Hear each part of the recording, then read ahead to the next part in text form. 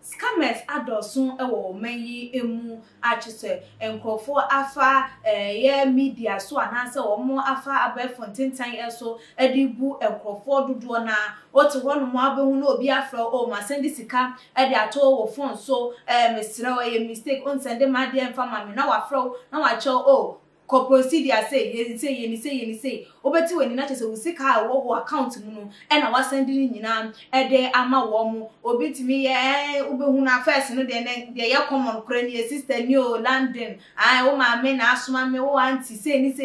no mo nam so edi ebu eye enkrofom na dane da sa ensam no anansa ye tete aya ne enim sem ye mrantie ne mabunu no memma no na tadi sa adwuma no sanse wo mo na mo de sikani brem eda wo mo afa sa wo beti se bia wo ba bi e ka ho na bia wo ba no wo no na eboa emema no asin se a obeye ne ho ase bibini na de se wo se nipa no wo be ya victim to it ana se wo koto wo mo amna ni mu ana de se wo emema na nyam na ne wo matimi ayeden adupi wo se de wo mo epem na so se ye beka se wo ba besia nkoa wo no nkoa anko na nipa ba ko tie ginam scamming nkofo edi fodo nkofo de na ya na ye nheda enti na so na de am no wo kasai ede abaya bia wo no ne ho akwakoka adwama ni din educate boaten ai fofia nto ata wono de chese won ne duma wodi ane se wodi fording nkofom ene mobile money vendors fo ya na tetinani esi wo mo eso na da ne da wo twe wo mo di enkakra na nyame a wo mpe bone ai ene ya kan o see every day for a thief, one day for the master. Na eno ena chese eno adam no wo ekasai ediem yeni abayi ankoye amfa ma no anrada ye dabone edemano pan eya oya na ade so okwakodi for the mobile money vendor of amount of 5,400 just say one kofo ensa esonu mu eka kete anka wo mo ebrim no just say wo mu twane nkwa ena so edi free asasefo asasi eso na ensem yi esi ewo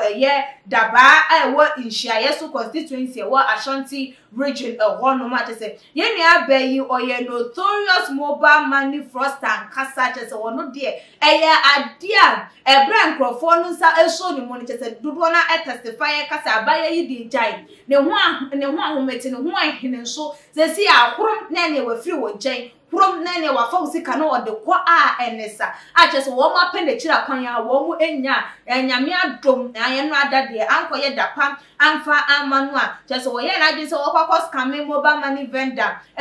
sa sika popo duro no emu achese nam so ema enkrofo ewo ehyaye so constituency dem wo mu nsa eso ni mo ene profita yi wo mu ebu ni bia eye na nyame ne di ne ho afofie say member of parliament ma insha so papa honorable Stephen Amwam adodo na nim ne say striker wo constituency honmo no na chese wo bebeje ye nua bayi edi efri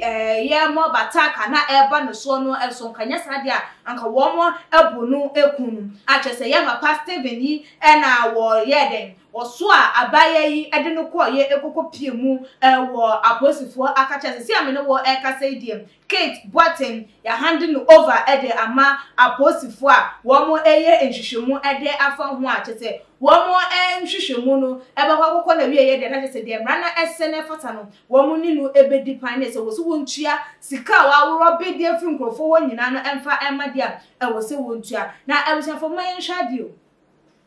yenim se adwuma ni wo mayi mu nanso so enkrofo enuama wo mo so betimi ama wo mo nsa etimi akọ mo ano adenti na dane da like ye hu ye mo se ana ebinu hu wo mo se wo mo ade wo mo ntimi mfa wo mo nsa nkọ wo mo fo mo nsa ma enkrofo emfifra wo mo atie no sika wo mo nya di afri mu no enu emum ena wo mo ebekwa akọbọ wo mo ekro no ewo hu wo bi emre na wo die for just a day ekokokoko first can 5,400 Ghana cedis just a day wo bi mre wobi enko ensori ahomache enko edwaso enko chinchin enama wiaso enye de obetimi aye bia se na ebe ya wo no so obetimi anya kakrawa bi ade ato bank kakrawa bi so ade ato ne kotoko mu se de ebe ya wo no so obetimi abo ne nuanu no ono ankasa ne ho no wo de wo te baabi faapum na do nsa hye wo dem bi fam na wo time na wo hwe na wo like wo hwehwe nyoma mu se ne ebe ya wo betimi enya ekwan a wo betimi de akwa bia sa nipa na anyam bia wo de wo ye adwuma ni bi echi ana wo de wonsa ekokopa adwuma ni bi eya eyemusuo ede ema ana eye haram enya bia se bia si wo obusuo mu da se wo ba de ne se eye adwuma enu ntini wo de wo mfa nsa enya adwuma na mo de wadwen ena ebedidi like eno bebi wo hono ma ekoso a odwen ho a wonte eye asem dodo na de sobo no ebo aban ne se aban na amasa nyoma we nyina ekoso na nti so se aban ni nye bibi emfa ema wa wonso wo de wo ye bibi ma ho a enye yi ana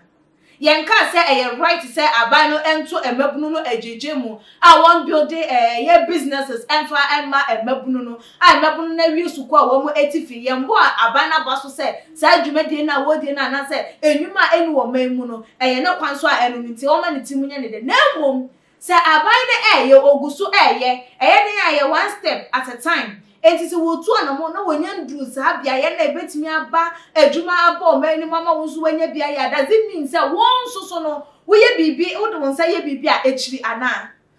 wonso so no kokope bibi eye enome ana say like eye ade a kese ebi